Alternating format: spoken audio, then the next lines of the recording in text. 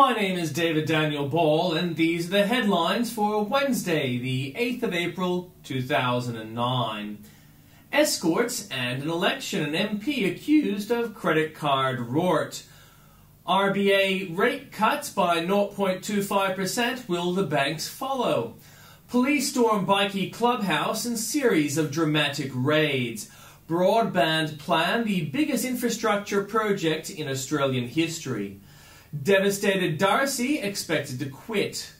Rudd denies rift with Royal Australian Air Force. Howie's bail application delayed by fresh police information. Teen charged over pizza delivery kidnapping, one of the world's rarest sharks caught and eaten. US man coughs up inch-long nail. Man charged over allegedly slitting sleeping man's throat. Cyclist Joby Dacre found dead. Drugs from China found in picture frames.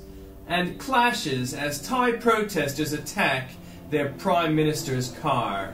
And in comments from Tim Blair, all life dwindling, writing for Time, a magazine on the brink of science-challenged eco-writer and Earth Doom hysteric Brian Walsh describes a planet on the brink. It is the black and white Indri, largest of the lemurs, the species like many other lemurs, like many other animals in Madagascar, like so much of life on Earth, is endangered and dwindling fast. Times editors would once have cut this sort of demented exaggeration.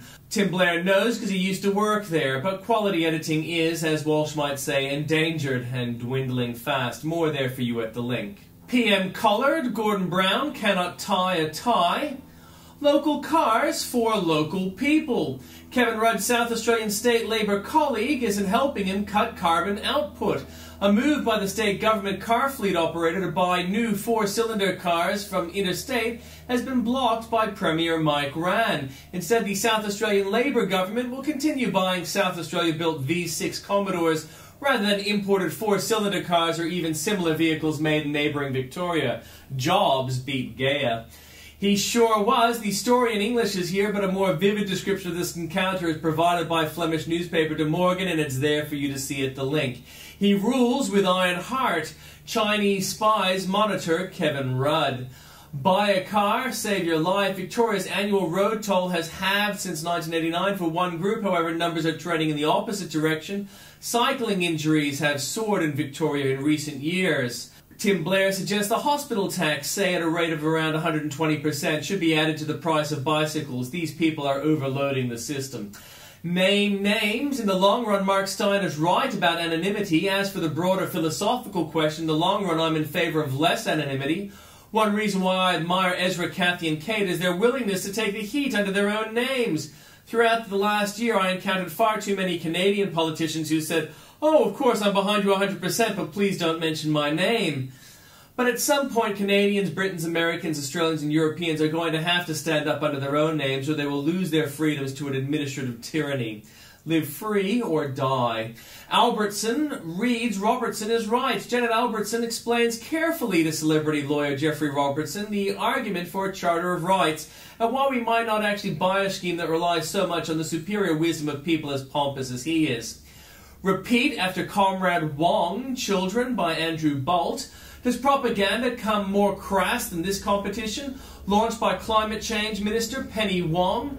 The competition, Think Climate, Think Change, asks students in years 3 to 9 to use short stories, poems and artwork to answer the question, what does climate change mean to me? First prize is a trip for two to Canberra, the winner and a parent, a Nintendo Wii console, sports kit and Wii Fit pack, and books for the winner's school. P.S. Should a competition to scare kids about global warming really offer as first prize 2 plane tickets? What's happened to our cash and who will repay it? If the stimulus packages that are plunging us into such catastrophic levels of debt are actually working, why the need for this? The Reserve Bank cut rates by 25 basis points to levels not seen in 49 years, amid signs that the economic conditions are getting worse. And how in God's name will we pay for this as well? There's something to be said for our shocking diets. Must every weight gain be presented as a crisis? Up to 40% of Australian women now buy bras with a cup size DD or higher. New figures from the lingerie suppliers show. Left to grow too strong for too long. How on earth was this threat allowed to grow to this potent? Military facilities are in lockdown across southwest Sydney over fears bikie gangs may try to break into weapons armories.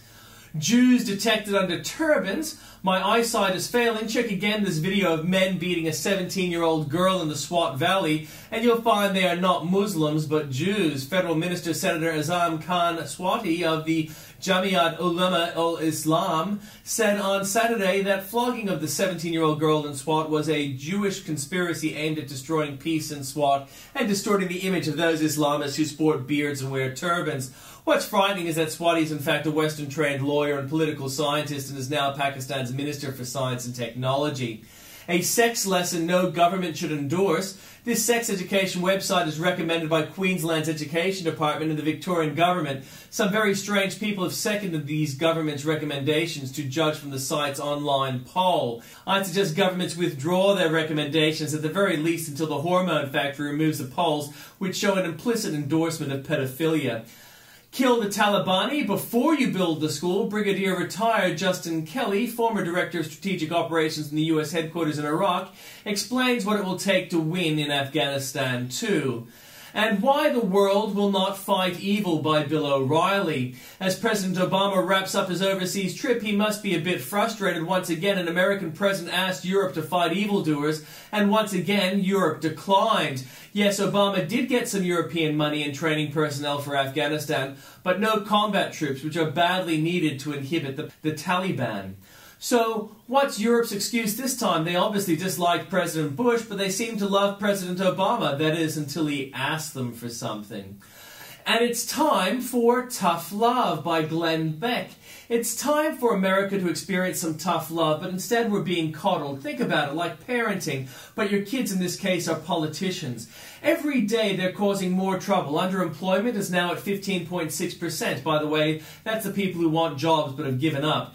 Our national debt is over $11 trillion, and the people who can rescue us, the small business owners, are being told to redistribute their wealth instead of using it to create jobs.